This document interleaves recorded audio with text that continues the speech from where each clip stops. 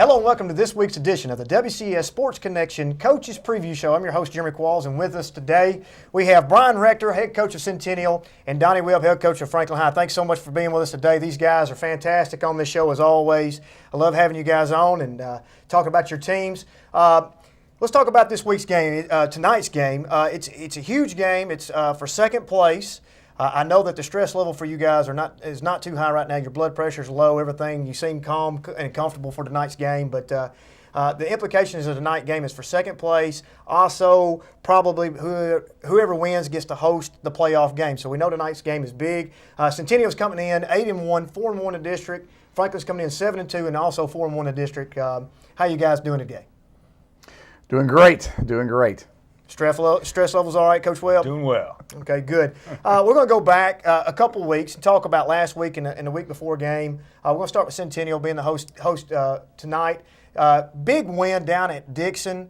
I know that you came in off of a bye, and you won 43-7 down at Dixon. What can we take away from that game? Well, we started a little bit slow, but the Dixon County Cougars surprised us with a little bit of the stack eye, which we hadn't seen on any film the entire year. And then they come out with the stack eye, and they did a good job of controlling the clock, getting a couple of first downs, and then we goof up the punt. So we really didn't touch the ball in our first series. Touching the ball, we didn't do anything except hike it really bad and then have to punt it away. The next thing you know, you look up and it's 0-0 and the first quarter is already done. So Dixon did a great job keeping the ball away from us in the first half. We ended up with a 15-0 halftime lead. The kids woke up at halftime, and we came out and did what we needed to do, and then kind of ran away with it there at the end. So I was really happy with the way they responded, especially after being off for 2 weeks and 1 day. That was that was good to respond at least in the second half like that. And sometimes as a coach, the worst part of that is a game going in. You think in your head, you've seen the game tape on them all year long. That's a game that we're supposed to win. Right. And you go in off the bye. Could possibly be a trap game. Those guys are playing for be spoiler anyways. Their playoff hopes are dashed, and I know that had to be a concern in your head. And once we started that game, like, here we go, come on guys, wake up, 15-0. And we talk about all the time on the game day show that Emmanuel Hall usually is one play away from busting open a big play. He had a great game, 6 receptions, 153 yards, 2 touchdowns.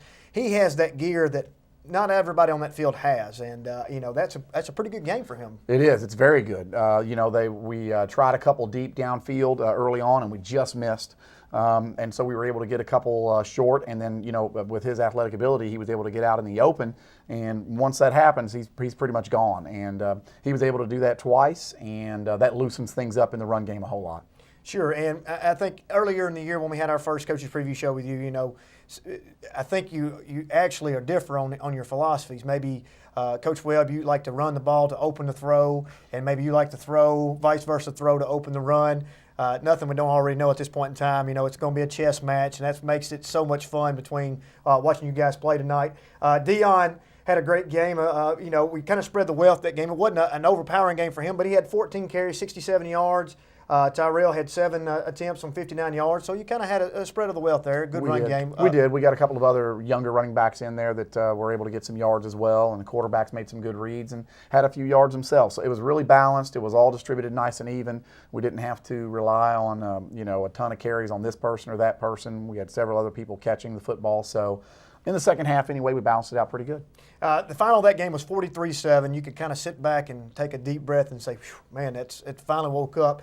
However, Donnie didn't have the same luxury of his game. It was back and forth. What a game that was that you had with Indy. As we talked off the air, anybody that gets Indy, it's just going to be one of those nail biters. You can rest assured it's going to be a track race. There's going to be a lot of points scored. 34-33 in overtime. They go for 2. Walk us through that last play. The last play. With the last play, talking about them going for 2? Yes. Oh, it was just. To be honest with you, we really thought it was going to be the quarterback sweep. I thought they were going to go bunch, run the quarterback, because when they needed plays, he was making something for them. And when it started sideline, I saw 19 coming back. I really, to be honest with you, thought, because we were going to overplay it, and Lanham Craddock made a really, really good play at corner. He comes off and at least gets the stop on him, and then the defensive end worked off of a block and was able to get officially get the ball down and get a stop. But it was, it was just kids playing hard. It's cliche, but it's true. Both teams, really, you hated to see anybody lose there. Obviously we're excited and wanted to win. But that is a really good offensive football team. They are, Really and you all have mutual respect for each other. And I know Coach Blade is you got high respect for him, and bless him, man, he has lost so many by just a coin flip at the last second, and the come from behind him win with Blackman beating them the way they did. He laughingly told me that he's going to have to seek medical help after the season's over for his psychiatric evaluation on this. But he's going to hang in there. If they beat Brentwood, they're going to get in and they're going to give people fits. And I would hate to have to match up. I want to talk about another play. The WCTV play of the week was the double reverse where Chris Lowe caught the pass in the end zone. Is that his first touchdown catch? Yes, sir. So walk us through this, because you are the doctor of defense, and we have dubbed you that on Mondays. I think they had 550 and we yards. We talked about when Dan Winfrey, your offensive coordinator, was probably making that call and going through his head that you may have walked through and just taken off your headset where you just didn't want to hear that. Tell us about that play. No, honestly, Dan said, "What do you think about the reverse?" And it really went. It's like it's 3rd and 8. And you're kind of backed up in the goal line, anyways. There's not a lot of great plays out there, and it is one that we practiced, and we felt like to be honest, we thought they were going to be a man, and they would run with him, and that's where I think it really became a good play on Kyle Evans as he came out to throw it away from the receivers, the defenders that were working back. Across his body, people coming at him. Chris Lowe had a little bit of traffic that finally caught up to him. We thought they were going to be a man, and they peeled off. Was that his first attempt as pass as well? Other than backup, because he is the backup quarterback. Okay, well, great play there, and like I said, that was a WCS TV game play of the week. Fantastic play. So let's go back even further, one more week. Let's talk about before your bye, would have been 2 weeks ago for you. Yes. You also had Indy in a track meet, 49-38. That game had several league changes, I believe, if I'm not mistaken. It did. And let us know about talk about that. Well, you said it. It was a track meet. Nobody was playing any defense that night. It was a Thursday night before fall break, and I guess we decided to leave the D at home. So no doctor of D over here, that's for sure. But they had 32 points at halftime. And that was very disturbing to us. The kids, I really appreciated the way the kids responded at halftime by saying, "Coach, we've just missed tackles and we've missed reads. They're not doing anything you haven't coached us to do, and they've just outplayed us, and we're going to change that in the second half." And they did. I mean, they just played harder in the second half. We didn't really change a whole lot of calls, do a whole lot of things different. Offensively, we were able to run the ball really well on them, and that matters obviously when you're trying to control the ball a little bit, maybe keep it away from an explosive offense like theirs. And at the end, honestly, we were just able to make a few more plays in the second half than they were able to, especially on our defense. We had a couple of stops and a pick, and to me that was really the biggest difference in the second half going our way than say going the way it went in the first half. Well, you get the big win, 49-38. So let me ask you this question from a coaching perspective.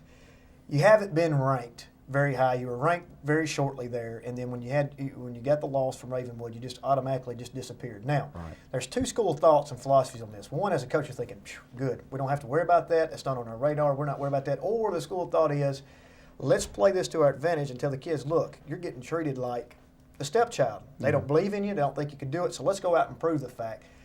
Tell us a little bit about your thoughts on that. Well, I think honestly, I don't have very many. I don't really give a whole lot of accounting, especially in high school football, where there's no ranking system. There's no bowl games or BCS. There's not like there's TV money tied to what your ranking is. So the truth of the matter is, we just try to focus on going 1-0 in whatever week it is that we're playing. I mean, I don't even look at the rankings. I think I've seen them twice this year. And somebody told me we were ranked at one point in time, and you're right, Mr. Qualls, I did. I said, oh wow, man, we can't be ranked now. Come on. And sure enough, we stubbed our toe when we did. So I haven't looked at them since. Don't really care. I don't even know that if our kids do. We just try to stay focused on the 1 week that we have, because all that matters is getting into the playoffs and then trying to make a run. Well, I can tell you from my office, I get offended. I get mad Good. at the fact that our kids and our programs are not being ranked. But at the same time, we don't call a lot of attention to them because, there's going to come a point in time that we'll prove that we're better than the other teams, and that'll play out. The Super 10 came out this week, and I think Ravenwood's ranked 7th in the Mid-State. We're sitting at undefeated. Ravenwood's sitting at undefeated. You've got 1 loss. You've got 2 losses, but 1 in the district. So I'm thinking, that's okay. It's so subjective. And like I said, there's 2 school of thought. Some people use that as a motivation to kids. Say, look, they're not giving you the respect that you deserve. Let's go out and show them. Or we just don't even talk about it. And that's fair to say. Let's go back a week with you guys as well. You lost a great game to Ravenwood, 29-36, best game of the year so far, up into tonight's matchup. I think tonight's matchup will be even better than that. But 29-36 against Ravenwood, man, I'm telling you, that crowd was out of control. I mean, 6,000 to 7,000 people there. The Rebellion always travels well. You better get ready for that tonight. Tell us about that atmosphere and the game itself. Wish it had been on Hillsborough Road so we could have made the gate. That's for gate sure. money, huh? Sure. Yeah. Exactly. But no, it was a great atmosphere. Bottom line, they are a good football team, but a really good player made some really good plays, and that's why he's going to play on Saturday. Obviously we got to be able to tackle better in space, but he made some huge plays, at times that to either keep a drive going or obviously take it 90 for a touchdown. So, and we didn't make as many big plays offensively. The past 2 weeks, they've carried us. I mean, gosh almighty, we have made some big plays. We really have been proud of them. And it's been different kids all leading through the quarterback, obviously. But the Ravenwood game was frustrating, from the coach's standpoint. I'm sure as a fan it was fun to watch the game. Always is, right? Because it was a great game to be a part of, but at the same time it was a play here that I can still see that fumble down there when the game was tied, and our guy right there. So we got to make the plays when it's our chance to make them. That's bottom line. Well, it was a tremendous crowd, and like you said, we're self-sustaining, and we rely upon our gate money to take care of your programs. And I'd imagine that game with that amount of people would pay for a lot of stuff and go a long ways. But it was a fantastic crowd, fantastic game from a fan's perspective, obviously, and it gives us a lot to talk about. But it's still one of those things those particular plays that you never forget, and you can remember it from now on in those special types of games. I do have to ask a question. It's an intriguing thing this week that a particular principal at your building happens to be your wife. I saw her last night, and I asked her, I said, how's your husband doing? She's like, I ain't even seen him. So all week, I'm sure you've been doing your thing, and I asked her if she's going to wear a split jersey, and she's like, come on now. Now, she's competitive, right? Oh, gosh, without a doubt. So how is that dynamic? She's just part of Williamson County. I mean, seriously. I mean, it's don't get me wrong. I'm at Franklin High, and we want to beat Centennial tonight. I mean, don't get me wrong. But when I came here as a coach, she didn't even get to come interview, and I to this day remember telling Tim Johnson was the coach of Franklin. I said, well, the best one's coming. They just need to get her over here, and they were lucky that she was going to follow me, and then I knew she'd go on because she's awesome for this system. She really is. She's one of the best administrators that I get to work with, and it's great. It's just an interesting twist on this story between you two guys. And when we come back, we're going to talk about tonight's game and the matchup between Franklin High and Centennial High. Stay with us.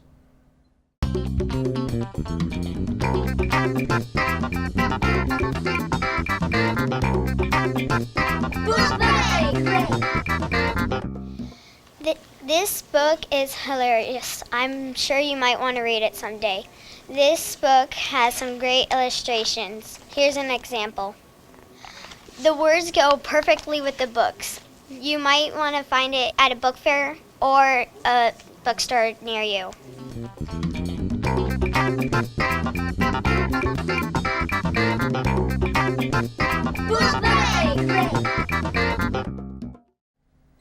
Hello, welcome back to the WCS Sports Connection Coaches Preview Show. I'm Jeremy Qualls, your host, and with us is Brian Rector and Donnie Webb of tonight's game, Centennial versus Franklin.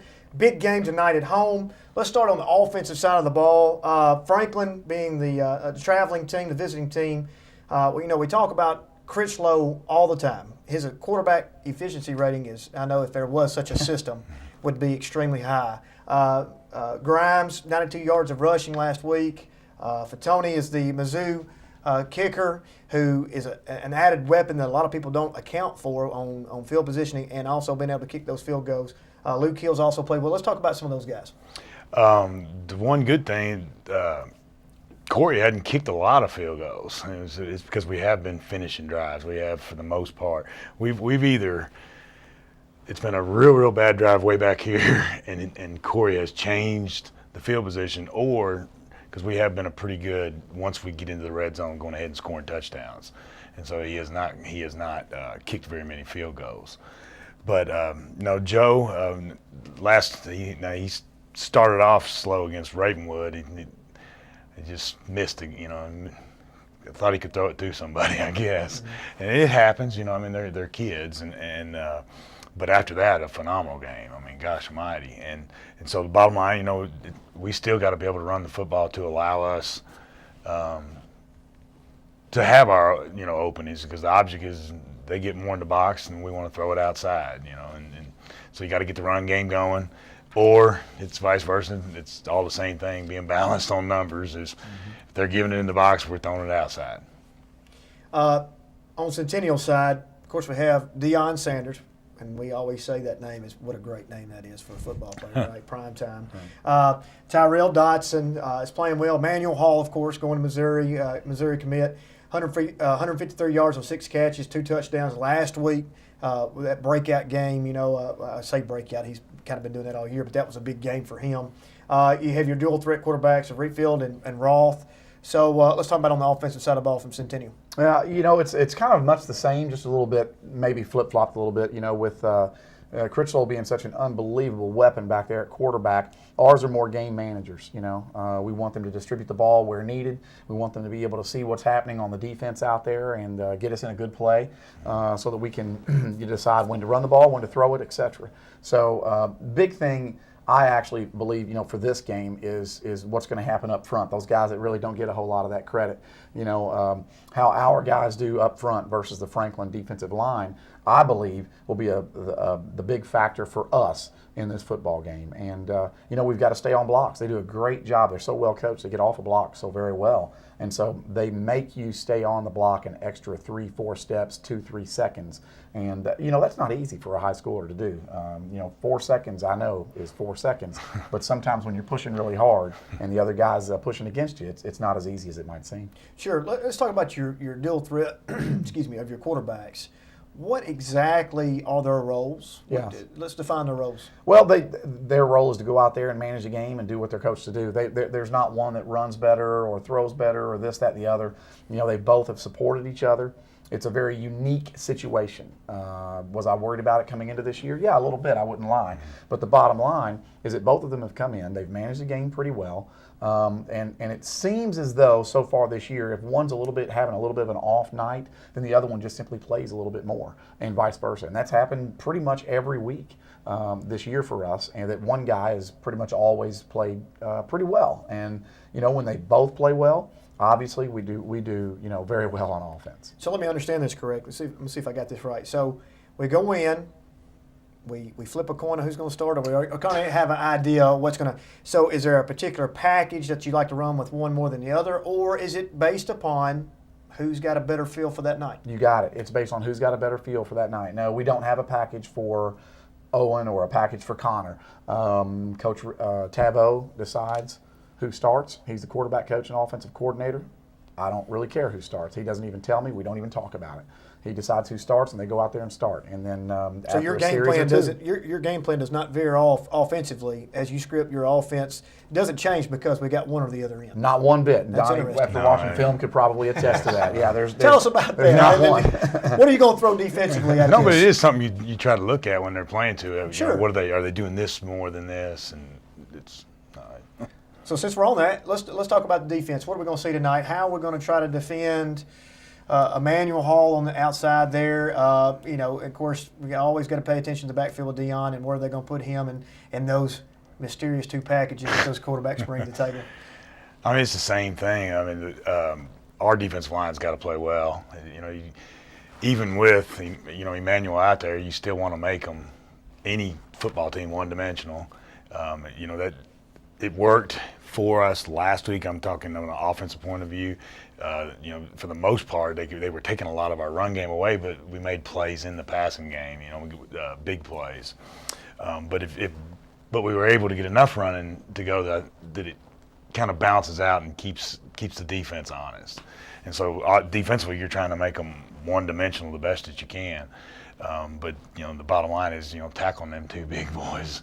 That to me is why I said it's going to start with our defensive line, because we want to tackle them where there's a lot of movement going on still until they get in space, and then able to get them big legs churning. It's a lot more difficult tackle, obviously. And what I've seen all year with, speaking of Emmanuel Hall, catching the ball, he can absolutely hit that gear faster than anybody probably that I've seen in our conference. And we all trade film, and the one against Indy, he catches a little, right, and you can see the gear right so there. How do you coach your DBs and your safeties and those people in that backfield about if that happens, what do we do? Got to get our angles right. What about the tackling procedures? It's on Monday. It's the same thing where you're working pursuit drills. Right.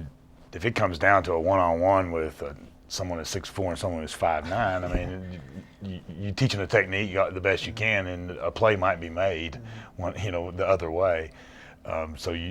It all comes down to the basic drills. We constantly talk about, I'm sure Brian does too, when things go bad in a football game, quit doing all your other stuff and go back to the first day of practice. Go back to the first day of practice, because that's what you're messing up on. You're messing up on your first step. And there's so much truth to that. And you have to constantly, as a coach, you have to constantly revisit just the small things. Because small things, usually, just like you said, the first step, always make a big difference somewhere down the road that we just completely forget. Because they're kids and they're going to, and as adults we do as well. But it's just that basic technique that you teach from day one is usually a difference maker in some points. I can, from one school coach to the other, I can see it in their quarterbacks. I'm telling you, they are 12 months ago, they are so much better at that position, and obviously it's helping them be a lot better football team. And if you don't like the look of one, guess what? You get another one coming at you. So let's talk about defensive side of the ball with you, Coach Rector. What's the plan? Well, have a lot of aspirin. It's a headache. It's a massive headache. And you've got a quarterback as efficient and accurate as Mr. Critchlow. You've got a 6'5", 210 or 15-pound tight end that runs pretty decent and catches just about everything. Basketball player that just goes way up. You can be in perfect position on that guy and still not defend him. Then you've got another 6'3" receiver on the outside, plus a couple other ones that run great routes and really never drop the ball that I've seen anyway. And it's all over there. Then you've got two running backs that are very hard with good vision. One's probably a little bit more powerful than the other. One's faster than the other. They make you defend everything. They have the play-action boot game. There's the screen game. I know that's going to pop out a time or two tonight. So they make you defend everything. So I think going into a game like this with an offense like theirs, honestly, you just have to be willing to understand that, look, some plays are going to be made by Franklin's offense. They've done it all year long. What you've got to do is respond to the next one. So we have to have great tackling. We have to win the line of scrimmage, no question. And at some point in time, more often than not, we're going to have to get after the quarterback when he sits back in the pocket to throw, when we have to, because he will absolutely rip you to shreds if he just sits back there with nothing on him. So speaking of your defense, who right now is playing really well defensively for you? That just game in and game out, even day in and day out during practice. Who brings that intensity and that you can really rely upon? Honestly, our most solid player from a consistent standpoint is a very tiny sophomore, Clay Carter. He calls the defense, sets it, understands it, and knows it. It's unbelievable. I've never seen a kid this young with that kind of football acumen. But then you got seniors like Bryce Whitman and juniors like Dylan Phillips on the defensive line that continue to make plays.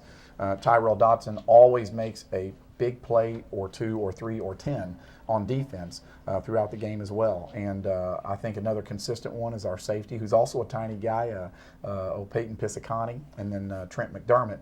They have a good tendency to be in the right spot at the right time. But at the end of the day, like Coach Webb said, you've got to be in the position, and then you've still got to make the play, and that's what's very difficult to do against Franklin Rebels. Coach Webb, what about on your side of the ball defensively? Who's been carrying the load for you defensively, making the most tackles? Who can you trust day in and day out? That's going to bring that intensity in practice and take care of the game time too. It's been a little revolving door, to be honest with you. A lot of changes have been moving in and out. Booth Page, our defensive end, 42, he to me has really grown up since he was a sophomore. He is now a senior. He has been a leader. He's a good player. Did not play last week, and we're looking forward to getting him back on the field. I think he's a quiet leader. He doesn't make a ton of plays, but I say that, and he made a huge one in the Ravenwood game, that just popped out in front of him. But he's the first one that comes to mind. And then we've got some young kids that are playing linebacker that are, growing up fast. And our secondary, I think, I think they're more athletic than our kids were actually last year, but they're just still not, making the plays consistently. And so, we got to be able to do it. Well, we've looked at both sides, offensively, defensively for tonight's matchup. Playoff implications can be taken off tonight's game. We really don't know the scenario yet. It's kind of a big, convoluted mess. Safe to say, we hope that both get a home playoff game. We would probably safe to say if the winner of tonight's game might get a home playoff game. It can go west, it could go east, it could go north. Who knows right now? I know that we talked about Rossview probably being a part of that conversation, maybe even Hendersonville being a part of that conversation. We really don't know yet. But real quick, we have about 30 seconds. Tell me about, real quick, the importance of getting a home game in that first round. Well, to me, it's, you split the gate, 50% goes to TWSAA, 25 goes to home, 25 goes to visitors. So, yay for concessions, right? When it comes to a home playoff financially, game. It's not exactly an advantage. It is not. But from a culture standpoint, atmosphere standpoint. Yeah. For me, going up Hillsborough Road and trying to get to Hendersonville or over on that side, I want to be at home so we ain't got to worry about being late. On the travel aspect. Yes, sir. And you kind of keep a normal day regime going as far as what we do. We don't have to leave early and all that stuff. And I know, and right now your school cultures are fantastic. I know the Cougar Nation, big pep rally today. You guys, the Rebellion, man, you had your game day last week. You got your kids. You travel well. Tonight's atmosphere ought to be, hey, you won't have to worry about concessions tonight. That's good. So your parking, you might have to worry about. So if you're going to get there tonight, you make sure you get there early. Tonight's kickoff is 7 o'clock. Once again, Centennial 8-1, 4-1 in the district. Franklin 7-2, 4-1 in the district. This ought to be fantastic. Thank you so much for both being here. These guys are class professionals, and I appreciate you being here. Thank you for joining us for the WCS Sports Connection Coaches Preview Show. I'm Jeremy Qualls, and remember to be nice. We'll see you next time.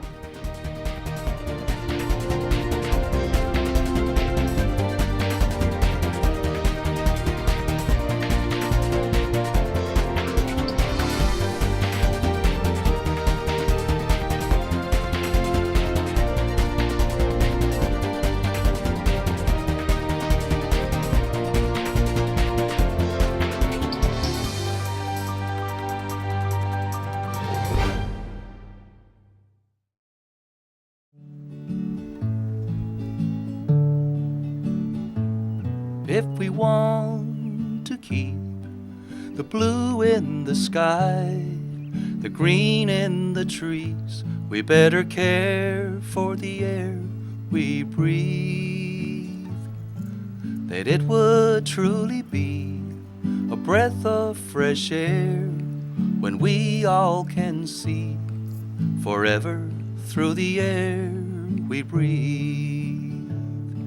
So let's really try to be more aware of what we can do to clean up the air we all share.